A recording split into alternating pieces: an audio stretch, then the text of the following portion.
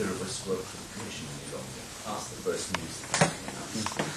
We work in the European External Action Service, which is, and also through the United Nations agencies, who in turn also work very much with civil society.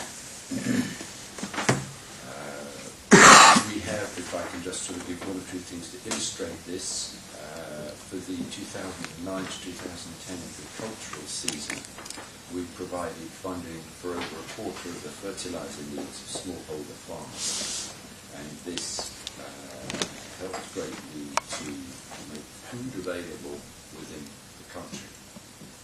We've provided textbooks to almost all children going to primary school in Zimbabwe. We have given support to the social services, and there we gave 80 million euros to help to address humanitarian crises. And we have also come in with strategic support to what we would call the emerging governance in the country. In other words, in certain areas where we felt that the government was falling, we have given some strategic support in order to help the government there, in order to encourage the government, let us say, to perform, in particular in the area I've mentioned of providing the regalian obligations of the government. We have brought with us Catherine Ashton's statement, which was made when we rolled over the measures earlier this month. Really quite, seems a long time ago. The only change that we made was that we removed 35 people from the visa ban and assets freeze list. So that means we're now down to about 160 or so people which remain on the list. The 35 people, 4 of them actually removed simply, they removed themselves by dying. And the rest of them were removed because it was felt that they were no longer, let's say, a major impediment to the fundamental elements which is the basis of our partnership with Zimbabwe. And that was done as an encouragement to others who may wish to move in the same direction. We still, of course, have an arms ban in place. We still have an assets freeze on a number of companies.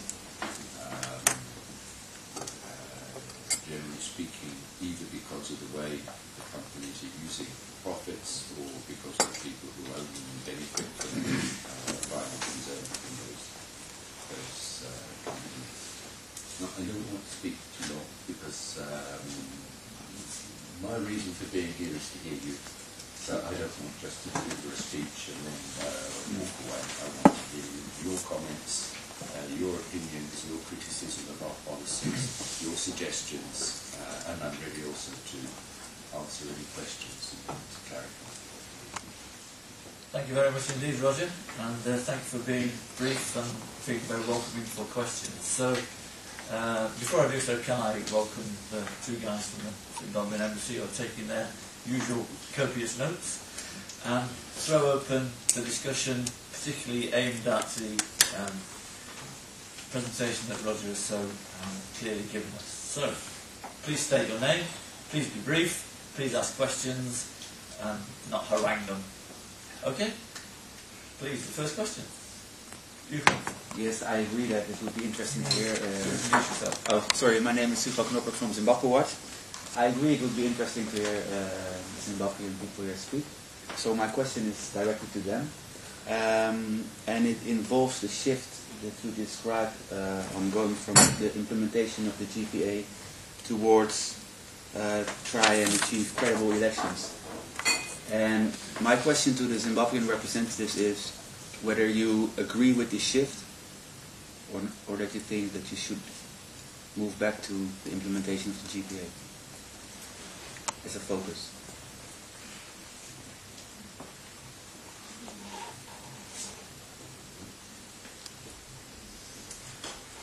That's obviously not a question for me. No.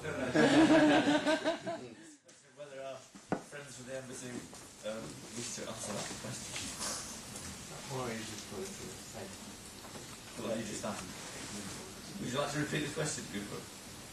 The question is towards the civil society representatives from Zimbabwe.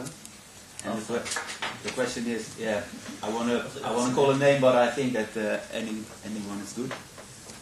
Towards the shift that was mentioned, if they agree with the shift of the EU, towards focusing on credible elections. This is a question to the Zimbabwean civil society representatives here.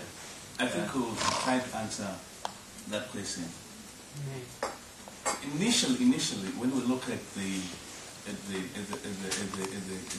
coming in of the GPA, for us the civil society was saying one election at that time, not the GPA. But then thereafter, when it was implemented, like what I was saying, there are some positive results which came into being, and we thought we were going to have the roadmap, which is clearly there within the GPA, which was supposed to be followed.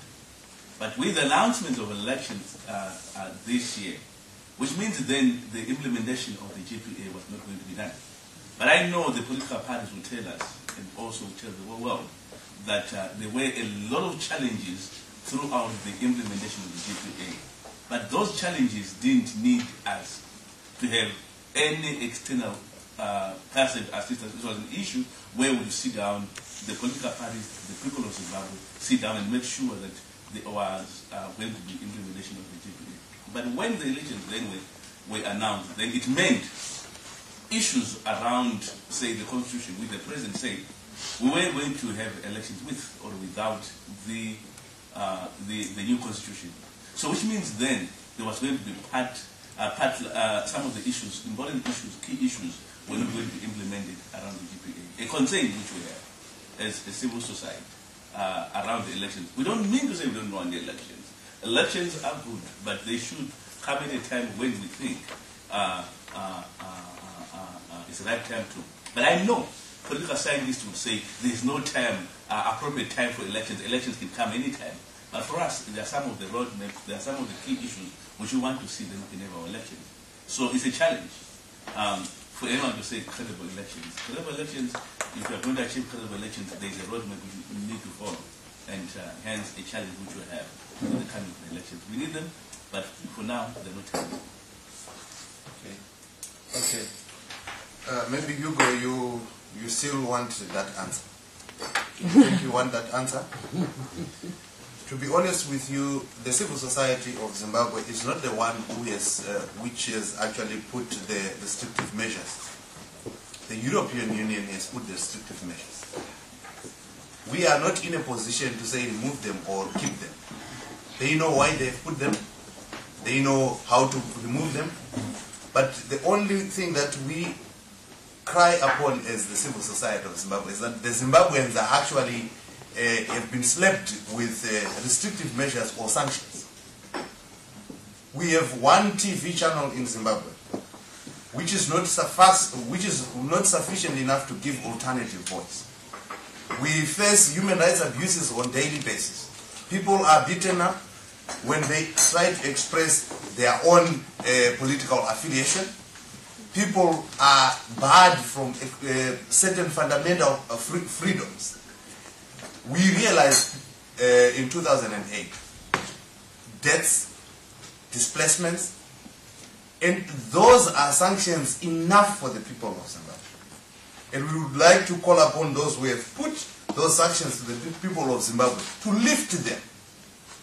I need to be free to associate myself with a political party that I am ready to join.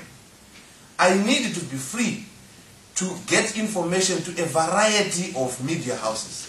I need to be free to associate with any political member of the country without any intimidation. 45 people are in jail right away. These are human rights defenders who are trying to just gather together and share ideas on what is prevailing in our continent. So I'm just trying to say, we are actually suffering. I have been arrested for no apparent reasons. A number of people in here have been arrested for no apparent reason, because we are perceived to be pushing opposition political party agendas. So I could actually say the civil society is not the one who actually put the restrictive measures in Zimbabwe. We are not the ones who are going to remove them. It's about EU and the government of Zimbabwe and the political players in Zimbabwe to decide how they are going on. What we are calling upon is to make sure that those people who perpetrate human rights in Zimbabwe have got some areas to be pinched. Thank you. Thank you. Okay. Can I invite further questions, perhaps directed more directly towards the European External Action Service?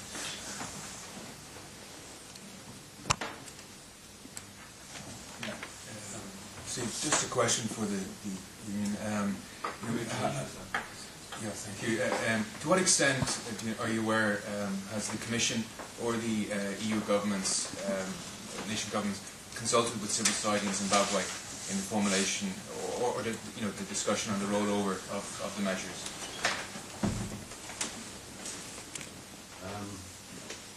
There have been discussions at different levels, mostly in Zimbabwe itself. There are contacts. We had very close contacts with the government, with all three political parties there, which do to a certain extent represent civil society. We also have a very vital ongoing dialogue in Harare between people in the delegation and other EU missions with civil society in Harare. We had even we organised